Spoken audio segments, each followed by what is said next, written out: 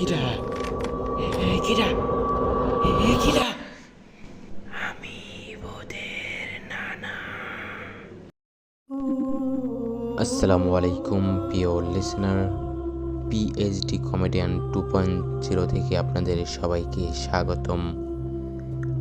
আজকের ঘটনাটা সেই ইমন ভাইয়ের ঘটনাটা,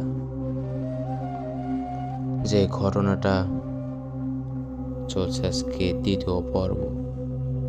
ইমন ভাই অসুস্থতার কারণে আমাদের মাঝে উপস্থিত হতে পারে নাই, তবুও আমাদের গল্পটা লিখে পাঠিয়েছেন। চলুন বেশি কথা না বাড়িয়ে চলে যাই আজকের মূল ঘটনাতে। যেভাবে লিখেছেন আমি সেভাবেই পড়ছি। শামীম ভাই, যে ঘটনাটা ঘটে ওই লোকের সাথে, সেটা হলো ওই লোকটা আবার স্বাভাবিকভাবেই তার দিনগুলি কাটাচ্ছিল।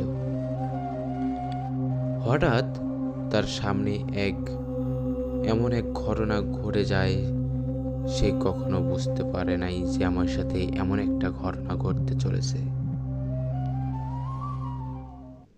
ওই লোকটা একদিন আবার তার দোকান থেকে বাড়ি ফিরতে অনেক দেরি করে ফেলে।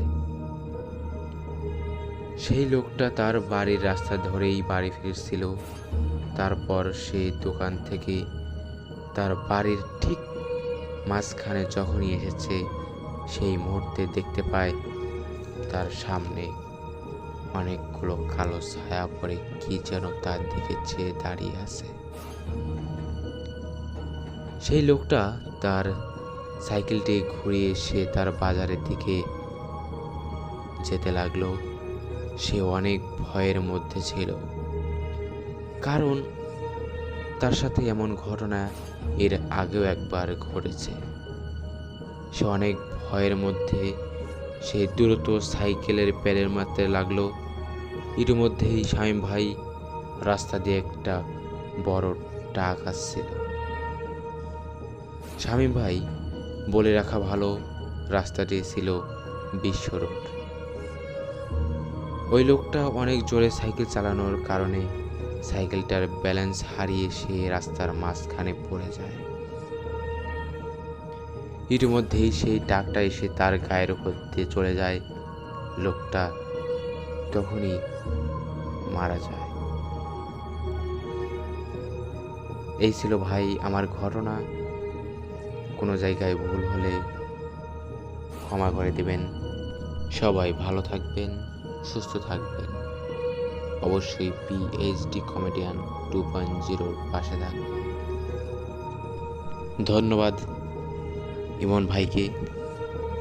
ইমন অসুস্থতার কারণে আমাদের এখানে আসতে পারেনি, তবুও সে আমাদের ঘটনাটা লিখে পাঠিয়েছিলেন। আমাদের পিএইচডি কমেডিয়ান 2.0-তে এই ঘটনাগুলো শোনেন।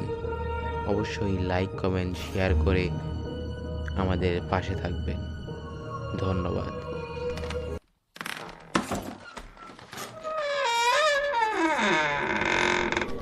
কিরা কিরা কিরা